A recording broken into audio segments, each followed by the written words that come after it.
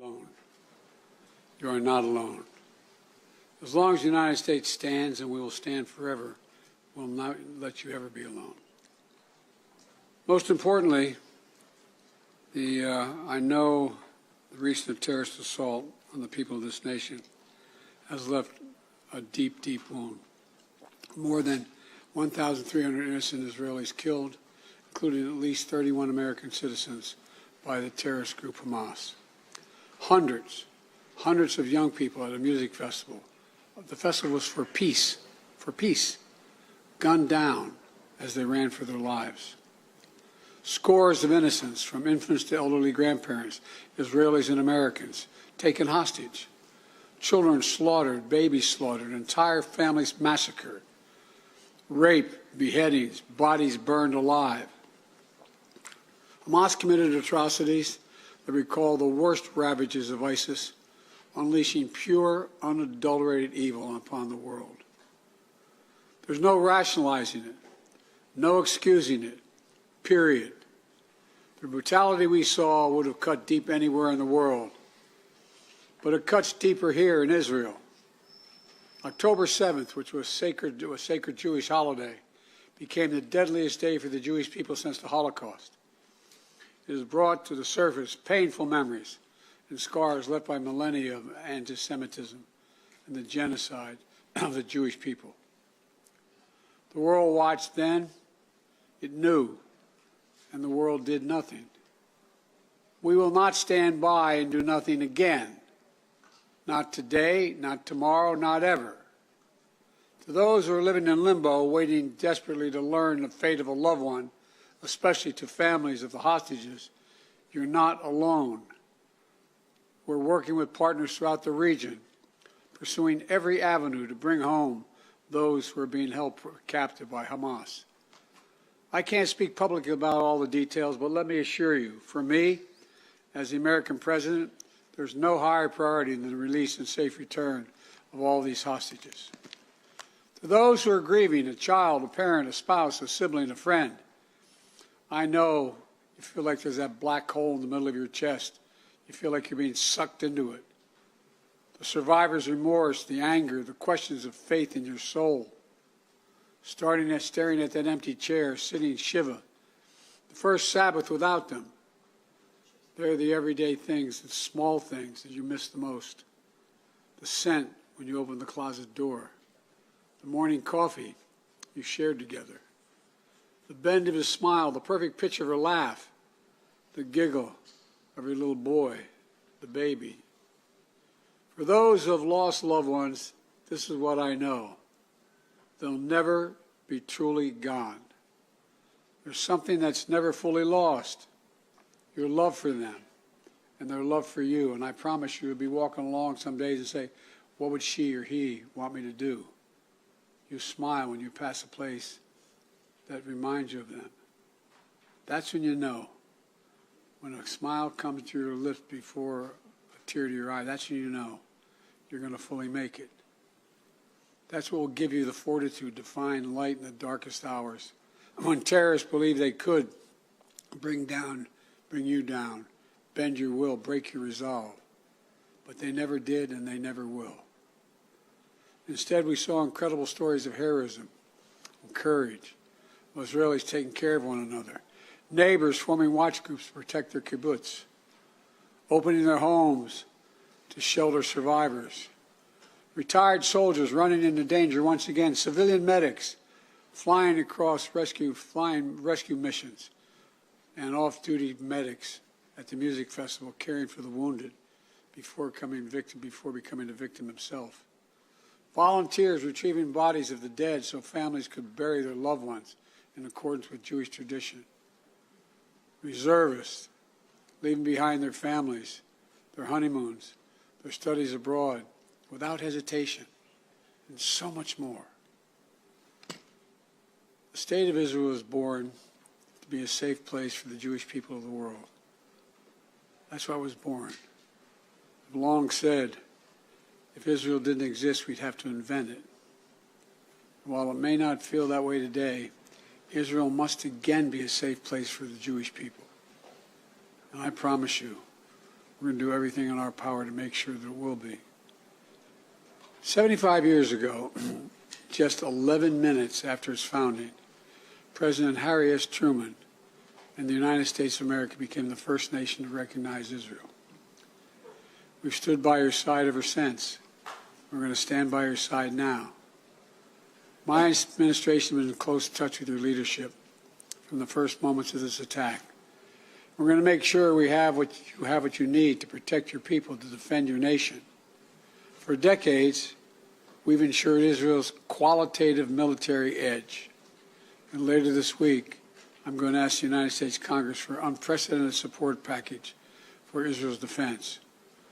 We're going to keep Iron Dome fully supplied so it can continue standing sentinel over Israeli skies, saving Israeli lives. We've moved U.S. military assets to the region, including positioning the USS Ford Carrier Strike Group in the Eastern Mediterranean, with the USS Eisenhower on the way to defer further aggression against Israel and to prevent this conflict from spreading. The world will know that Israel is stronger than ever. And my message to any state or any other hostile actor thinking about attacking Israel remains the same as it was a week ago. Don't. Since this terrorist attack took place, we've seen it described as Israel's 9/11. But for a nation the size of Israel, it was like 15 9/11s. The scale may be different, but I'm sure those horrors have tapped into some kind of primal feeling in Israel, just like it did and felt in the United States. Shock, pain, rage, an all-consuming rage. I understand, and many Americans understand. You can't look at what has happened here to your mothers, your fathers, your grandparents, sons, daughters, children, even babies, and not scream out for justice. Justice must be done. But I caution this: while you feel that rage, don't be consumed by it. After 9/11, we were enraged in the United States. While we sought justice and got justice, we also made mistakes. I'm the first U.S. president to visit Israel in time of war. I've made wartime decisions. I know the choices are never clear or easy for the leadership. There's always cost, but it requires being deliberate. It requires asking very hard questions. It requires clarity about the objectives and an honest assessment about whether the path you're on will achieve those objectives. The vast majority of Palestinians are not Hamas. Hamas does not represent the Palestinian people. Hamas uses innocent families in Gaza as human shields, putting their command centers, their weapons, their communications tunnels in residential areas. Palestinian people are suffering greatly as well. We mourn the loss of innocent Palestinian lives like the entire world. I was outraged and saddened by the enormous loss of life yesterday in the hospital in Gaza. Based on the information we've seen to date, it appears the result of an errant rocket fired by a terrorist group in Gaza. The United States unequivocally stands for the protection of civilian life during conflict, and I truly grieve for the families who were killed or wounded by this tragedy. The people of Gaza need food, water, medicine, shelter. Today I asked the Israeli cabinet, who I met with for some time this morning, to agree to the delivery of life-saving humanitarian assistance to civilians in Gaza, based on the understanding that there will be inspections and that the aid should go to civilians, not to Hamas. Israel agreed the humanitarian assistance can begin to move from Egypt to Gaza. Let me be clear. If Hamas diverts or steals the assistance, they will have demonstrated once again that they have no concern for the welfare of the Palestinian people. And it will end. As a practical matter, it will stop the international community from being able to provide this aid. We're working in close cooperation with the government of Egypt, the United Nations and its agencies like the World Food Program and other partners in the region to get trucks moving across the border as soon as possible.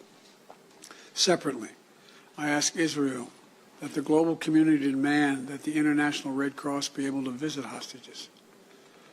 I just demanded that the United States fully supports.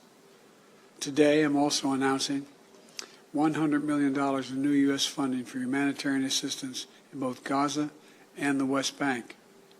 This money will support more than 1 million displaced and conflict-affected Palestinians, including emergency needs in Gaza. You are a Jewish state. You are a Jewish state, but you're also a democracy. And like the United States, you don't live by the rules of terrorists. You live by the rule of law. And when conflicts flare, you live by the law of wars. What sets us apart from the terrorists is we believe in the fundamental dignity of every human life. Israeli, Palestinian, Arab, Jew, Muslim, Christian, everyone. You can't give up what makes you who you are. If you give that up, then the terrorists win, and we can never let them win. You know, Israel's a miracle, a triumph of faith and resolve and resilience over impossible pain and loss. Think about October 7th, the Jewish holiday, where you read about the death of Moses, a tragic story of a profound loss to an entire nation, a death that could have left hopelessness in the hearts of the entire nation. But though Moses died, his memory, his message, his lessons have lived on for generations of the Jewish people as well as many others. And just as the memory of your loved ones will live on as well. After reading the story of Moses' death, those who observe the holiday began reading the Torah from the very beginning. The story of creation reminds us of two things. First, that when we get knocked down, we get back up again, and we begin anew. And second, when we're faced with tragedy and loss, we must go back to the beginning and remember who we are. We are all human beings, created in the image of God with dignity, humanity, and purpose. In the darkness, to be the light unto the world is what we're about. You inspire hope and light for so many around the world. That's what the terrorists seek to destroy. That's what they seek to destroy. Because they live in darkness, but not you, not Israel.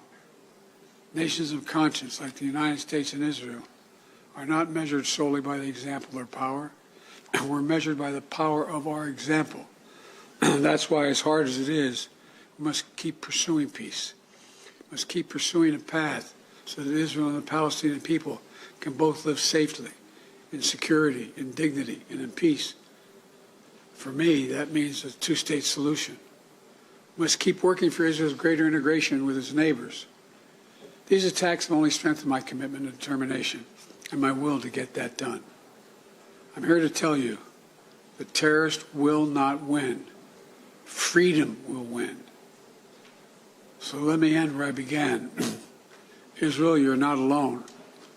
The United States stands with you. I've told the story before, and I'll tell it again, of my first meeting with an Israeli prime minister 50 years ago as a young senator. I was sitting across from Golda Meir at her desk in her office. And she had a guy who later became prime minister, sitting next to me, just before the 1973 Yom Kippur War. And she flipped the maps up and down, telling me how bad things were and how terrible they were. All of a sudden, she looked at me and she said, "Would you like a photograph?" I looked at her. She got up from her desk and walked out into that hallway. I think it's marble flooring. Walked out in the hallway. We walked out and there were a bunch of photographers standing in front of us. We were standing shoulder to shoulder. Without her looking at me, she said to me, knowing I'd hear her, "Why do you look so worried, Senator Biden?" And I said, "Worried? Like, of course I'm worried." And she looked at me and she didn't look. She said, "We don't worry, Senator. We Israelis have a secret weapon. We have nowhere else to go." Well, today, I say to all of Israel, the United States isn't going anywhere either. We're going to stand with you. We'll walk beside you in those dark days. And we'll walk beside you in the good days to come. And they will come. as you say in Hebrew, which I'm not going to attempt to do because I'm such a terrible linguist, I'll say it in English. The people of Israel live. The people of Israel live. Israel will be safe, secure, Jewish, and democratic state today, tomorrow, and forever. May God protect all those who work for peace. God save those who are still in harm's way. Thank you very much. Mr. President, what is your red line that would prompt U.S. military involvement in this war? Mr. President, your team said you have tough questions. $1 billion.